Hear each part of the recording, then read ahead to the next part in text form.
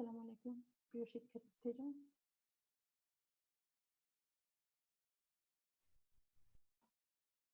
আজ অনার্স চতুর্থ বর্ষের শিক্ষার্থীদের সাথে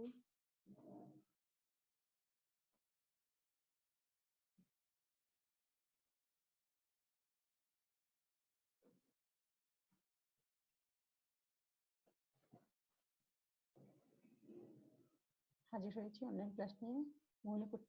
মহিলা কলেজ কর্তৃক আয়োজিত অনলাইন ক্লাসে স্বাগত জানাচ্ছি তোমাদেরকে।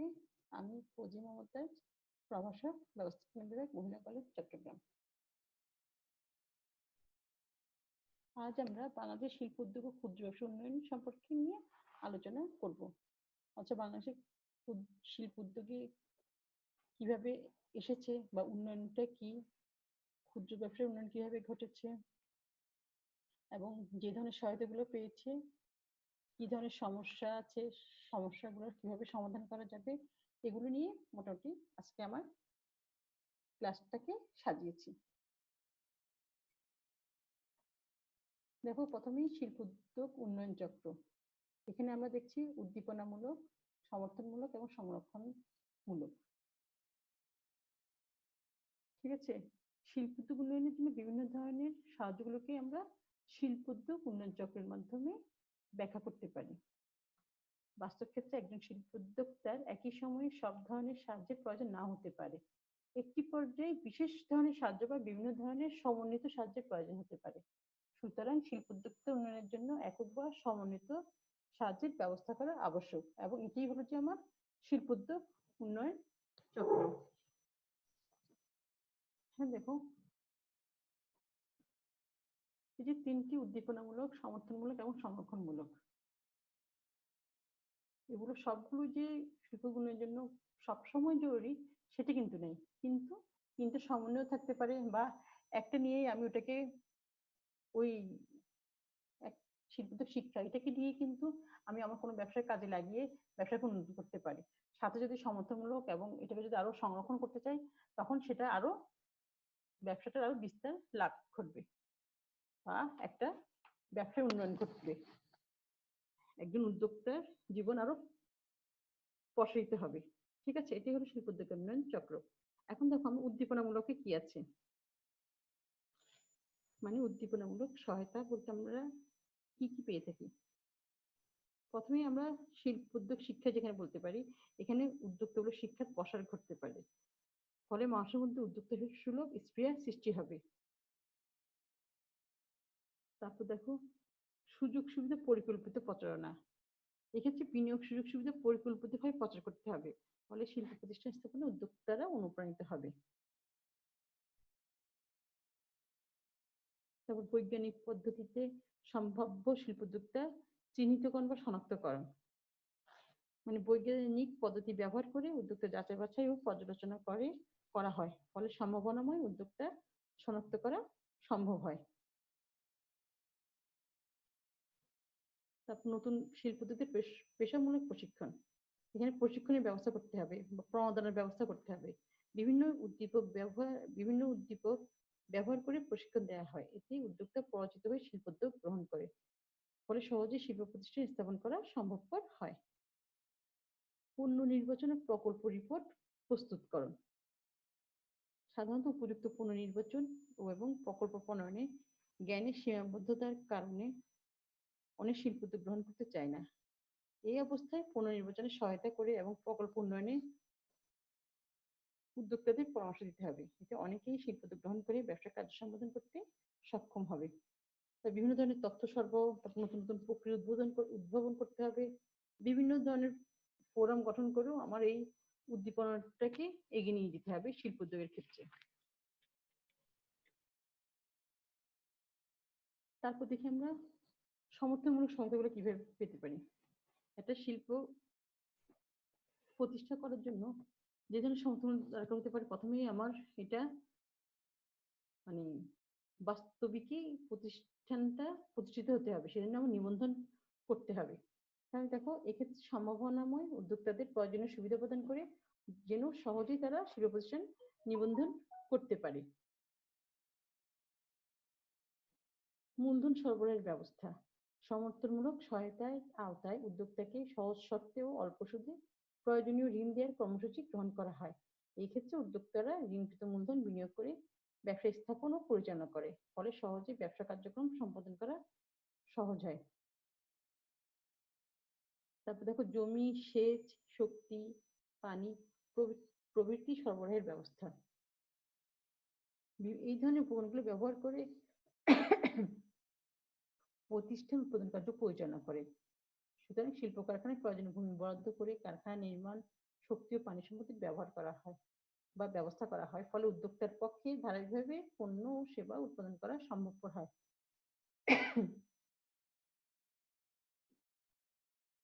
মেশিনের নির্বাচন এবং সংগ্রহের বিষয়ে পরামর্শ।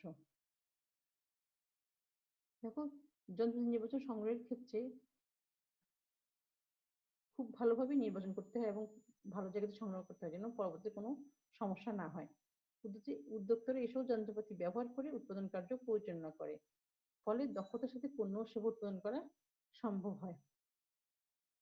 দুষ্প্রাপ্য কাঁচামাল সরবরাহ। মূলত প্রতিষ্ঠান যন্ত্রপাতির সাহায্যে কাঁচামাল রূপান্তর করে পণ্য ও সেবা উৎপাদন করে। এক্ষেত্রে দুষ্প্রাপ্য কাঁচামাল সংগ্রহ করে উদ্যোক্তাদের সরবরাহ করা হয়, ফলে উদ্যোক্তাদের পক্ষে সহজে পণ্য ও সেবা উৎপাদন করা সম্ভবপর হয়। সরি। লাইসেন্স ও আমদানি লাইসেন্স পেতে সাহায্য। এই সাহায্যের মাধ্যমে উদ্যোক্তারা সহজে ও নির্দিষ্ট সময়ে লাইসেন্স পেতে পারে, ফলে উদ্যোক্তাদের পক্ষে কাঁচামাল দ্রুত সংগ্রহ করে উৎপাদন কার্য পরিচালনা করা সম্ভবপর হয়। এবং কখন কর রেয়াত হচ্ছে এই মানে বা কর রেয়াত পাচ্ছি নাকি, যে শিল্পটা আমি পরিচয় করতে চাচ্ছি সেটা দিয়ে খেয়াল রাখতে হবে, কোনো ভর্তুকি প্রদান করতে হচ্ছে কিনা, বা যেসব প্রতিষ্ঠান আমি ঝুঁকি নিয়ে শিল্প কারখানা প্রতিষ্ঠা করছি সেদিক দিকেও খেয়াল রাখতে হবে। এছাড়া বাজারজাতকরণ এবং ব্যবস্থাপকের পরামর্শ দানেও আমার একটা শিল্পকে এগিয়ে নিয়ে আনতে সাহায্য করবে। তাহলে আমার কিন্তু উদ্দীপনামূলক সহায়তা এবং সমর্থনমূলক সহায়তা।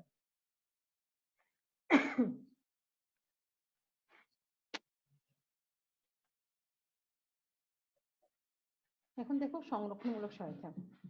সংরক্ষণমূলক কার্যকলাপ হলো এমন এক ধরনের কার্যাবলী যা নবগঠিত প্রতিষ্ঠানকে সকল প্রকার প্রতিবন্ধকতা কাটিয়ে সংরক্ষণ করতে ও টিকে থাকতে সাহায্য করে।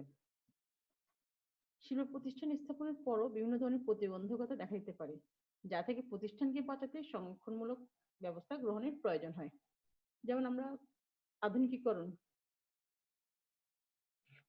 কৃষি আধুনিকীকরণ, আমি যে শিল্পটা প্রতিষ্ঠা করতেছি, যে ফ্যাক্টরিটা বা কারখানাটা প্রতিষ্ঠা করতেছি, সেটা আধুনিকীকরণ।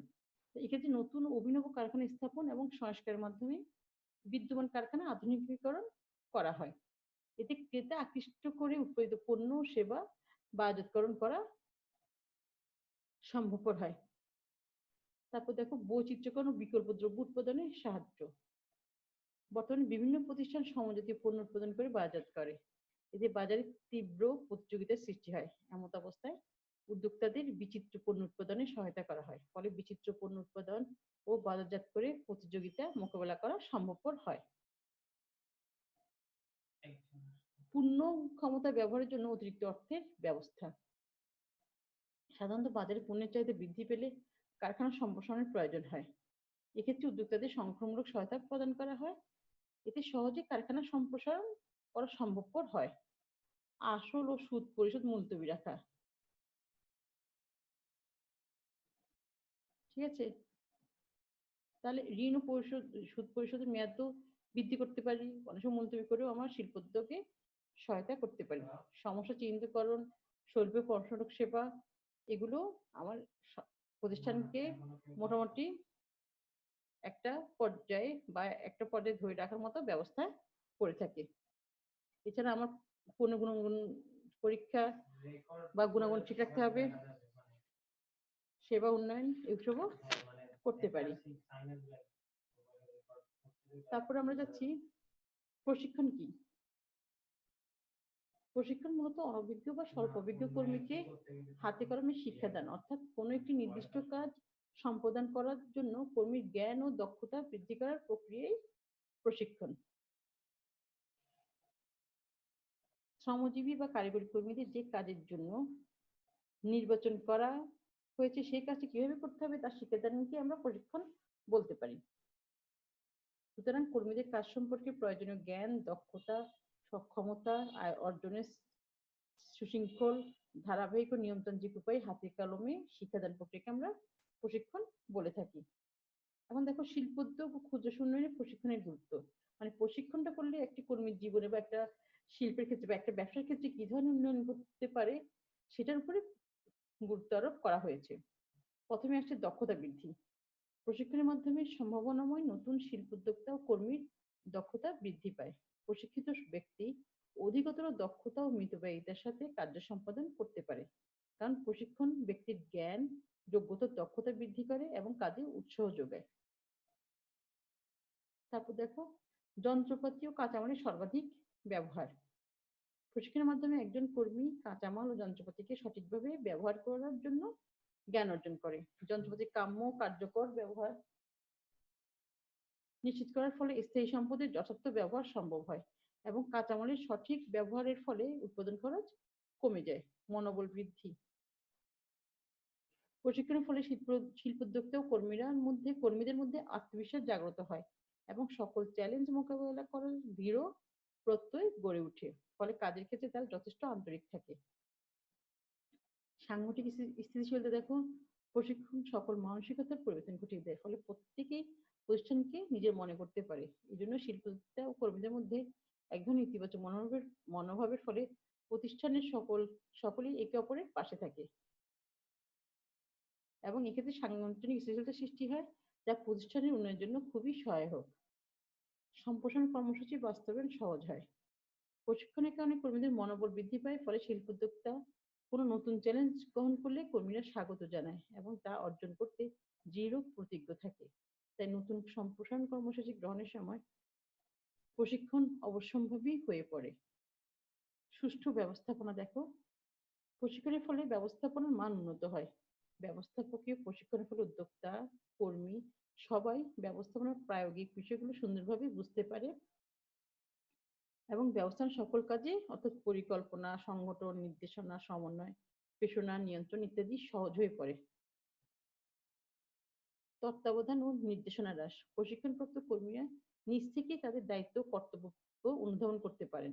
ফলে তাদেরকে প্রতি পদে নির্দেশনা প্রদান বা তাদের কাজ তদারক করার প্রয়োজন পড়ে না। পরে শিল্পোদ্যোক্তা নতুন নতুন দিক নিয়ে ভাবার সুযোগ পান এবং প্রতিষ্ঠানকে আরো সামনের দিকে অগ্রসর করার পরিকল্পনা নিতে পারেন। তারপর আসছে আমার উৎপাদন ব্যয় হ্রাস।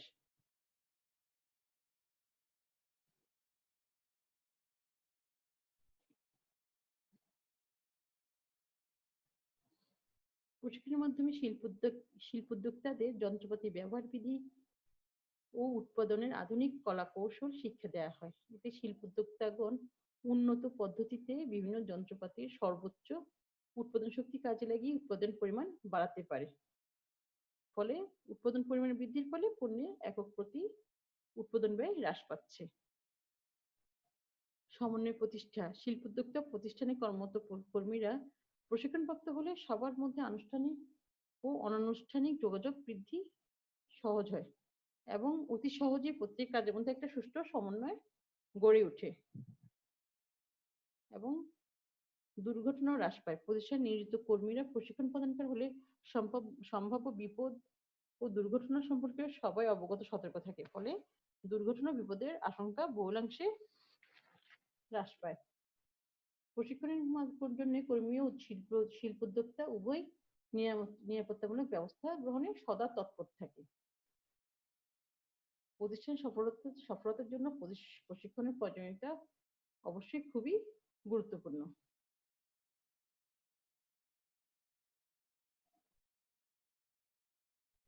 দেখো, উদ্যোক্তা ক্ষুদ্র ব্যবসা উন্নয়নে ভূমিকা পালন করে কয়েকটি প্রতিষ্ঠান নাম বলতে পারি। প্রথমে আসছে বাংলাদেশ ক্ষুদ্র কুটির শিল্প কর্পোরেশন। ক্ষুদ্র ব্যবসায়ী উদ্যোক্তা উন্নয়নের জন্য বিসিক বিভিন্ন ধরনের প্রশিক্ষণ কর্মসূচি পরিকল্পনা করে। ঢাকায় অবস্থিত small and cottage industries training ইনস্টিটিউটের মাধ্যমে বিসিক আগ্রহী শিল্পোদ্যোক্তাদের শিল্প স্থাপন, বিপণন ব্যবস্থাপনা, আর্থিক ব্যবস্থাপনা, শিল্প উদ্যোক্তা উন্নয়ন, কারিগরি দক্ষতা উন্নয়ন ইত্যাদি বিষয়ে প্রশিক্ষণ দিয়ে থাকে। তারপর যুব উন্নয়ন প্রশিক্ষণ কেন্দ্রে দেখো, এটি বাংলাদেশের সরকারের যুব ক্রীড়া মন্ত্রণালয়ের অধীন যুব অধিদপ্তর কর্তৃক পরিচালিত প্রশিক্ষণ কেন্দ্র। দেশের সকল থানায় এই প্রশিক্ষণ কেন্দ্র রয়েছে। এই সকল প্রশিক্ষণ কেন্দ্রের মাধ্যমে দেশের শিক্ষিত অশিক্ষিত বেকার যুবক যুবতীদের বিভিন্ন ধরনের আত্মকর্মসংস্থানমূলক প্রশিক্ষণ দেওয়া হয়।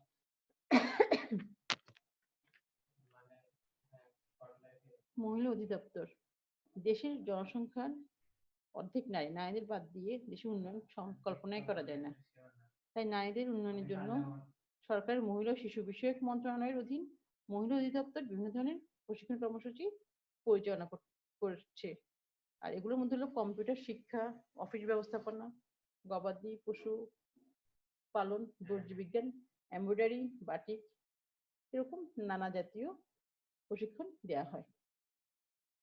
বাংলাদেশ পল্লী উন্নয়ন বোর্ড বিশিষ্ট সমাজসেবক ডাক্তার হামিদ খান বাংলাদেশ পল্লী উন্নয়ন বোর্ড গঠন করেন। মূলত ভিত্তিহীন ও দরিদ্র জনগোষ্ঠীকে সংগঠিত করে অর্থনৈতিক কল্যাণ সাধন করার জন্য বাংলাদেশ পল্লী উন্নয়ন বোর্ড গঠন করা হয়। সাধারণত পল্লী উন্নয়ন বোর্ড বিভিন্ন ধরনের বৃত্তিমূলক প্রশিক্ষণ দিয়ে প্রশিক্ষণার্থীদের ঋণ সহায়তা দিয়ে থাকে।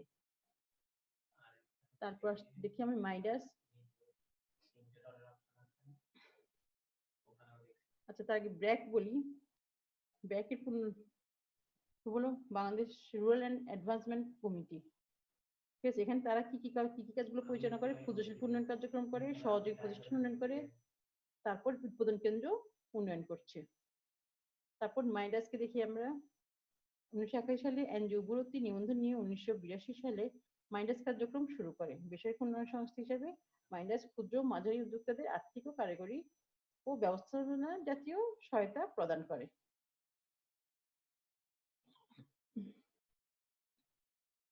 বাংলাদেশ শিল্প কারিগরি সহায়ক কেন্দ্র বিটাক শিল্পক্ষেত্রে কারিগরি ব্যবস্থাপনাগত দক্ষতা বৃদ্ধির জন্য প্রয়োজনীয় প্রশিক্ষণ দান, নতুন প্রযুক্তি, যন্ত্রপাতি উৎপাদন প্রক্রিয়ার সাথে কারিগরি পরিচয় করিয়ে দেয়। তাছাড়া বিটাক দেশে শিল্পায়নের জন্য দক্ষ জনগোষ্ঠী তৈরির লক্ষ্যে কারিগরি ও শিল্প বিষয়ক বিভিন্ন ধরনের সভা, সেমিনার, প্রকাশনা, পুস্তিকা প্রকাশ, চলচ্চিত্র প্রদর্শনী ইত্যাদির আয়োজন করে থাকে। এগুলো মোটামুটি ক্ষুদ্র ব্যবসা উন্নয়নে ভূমিকা পালনকারী কয়েকটি প্রতিষ্ঠান।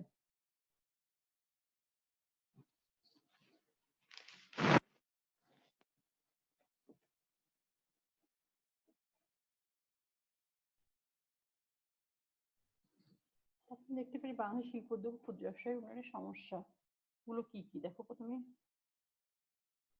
বাংলাদেশ একটা উন্নত দেশ। এদেশের সম্পদের প্রাচুর্যতা নেই, পর্যাপ্ত শিক্ষা প্রযুক্তি নেই পর্যাপ্ত মূলধন। তাই যথেষ্ট সংখ্যক শিল্প উদ্যোগ তৈরি হয়নি। কিন্তু যে ধরনের সমস্যা সাধারণত দেখা যায়, ঐতিহ্যের অভাব। বাংলাদেশ কৃষি প্রধান দেশ মূলত, সুতরাং এদেশে মানুষ কৃষিকাজে ঐতিহ্যগতভাবে প্রাপ্ত। ফলে শিল্প প্রতিষ্ঠান কিংবা ব্যবসা প্রতিষ্ঠান স্থাপনে শিক্ষার যথেষ্ট অভাব রয়েছে, যা শিল্প উদ্যোক্তা সৃষ্টির ক্ষেত্রে অন্তরায়। সুষ্ঠু পরিকল্পনার অভাব। উদ্যোক্তা উন্নয়নের জন্য নিয়মতান্ত্রিক উপায়ে বা পর্যায়ক্রমে সুষ্ঠুভাবে বাস্তবায়ন করা যায় এমন পরিকল্পনা গৃহীত হয়নি। এই উদ্দেশ্যে বিচ্ছিন্নভাবে পরিকল্পনা প্রণয়ন ও বাস্তবায়নের প্রয়াস চালানো হয়েছে মাত্র। উদ্যোক্তা উন্নয়নে ব্যাপক ও সুষ্ঠু পরিকল্পনা ব্যতীত উদ্যোক্তা উন্নয়ন সম্ভব নয়। তো বৃত্তিমূলক শিক্ষার অপর্যাপ্ততা। আমাদের দেশের শিক্ষা ব্যবস্থা তাত্ত্বিক ভিত্তির উপর প্রতিষ্ঠিত। প্রাচীনকাল থেকে এই ব্যবস্থা চলে আসছে। বৃত্তিমূলক শিক্ষার উপর ইতিপূর্বে জোরদার কর্মসূচি বা পরিকল্পনা গৃহীত হয়নি। দেশে কারিগরি শিক্ষা প্রতিষ্ঠান স্থাপিত হচ্ছে। সাধারণ শিক্ষার সিলেবাসে কারিগরি শিক্ষা উদ্যোক্তা উন্নয়নমূলক কোর্স প্রবর্তন করা হয়েছে। এগুলো সহই চাহিদা মোতাবেক বৃত্তিমূলক উদ্যোক্তাদেরকে পর্যাপ্ত পরামর্শ দেওয়া সম্ভব হলে উদ্যোক্তা উন্নয়ন কর্মসূচি বেগবান হতো।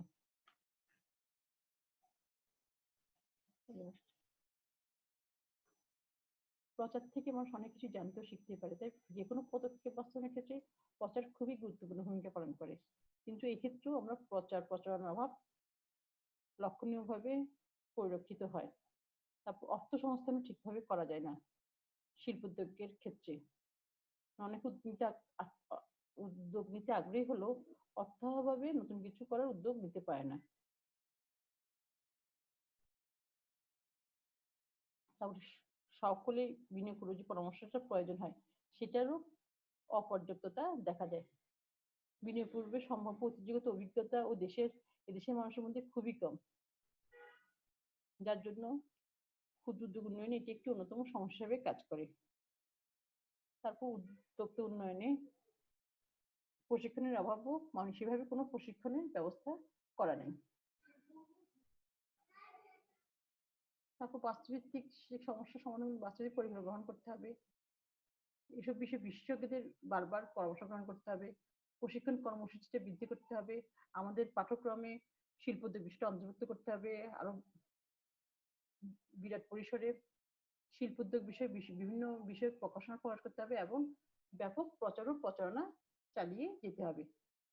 তাহলে শিল্পোদ্যোগ ও ক্ষুদ্র ব্যবসা উন্নয়নে সহায়তা পাবো।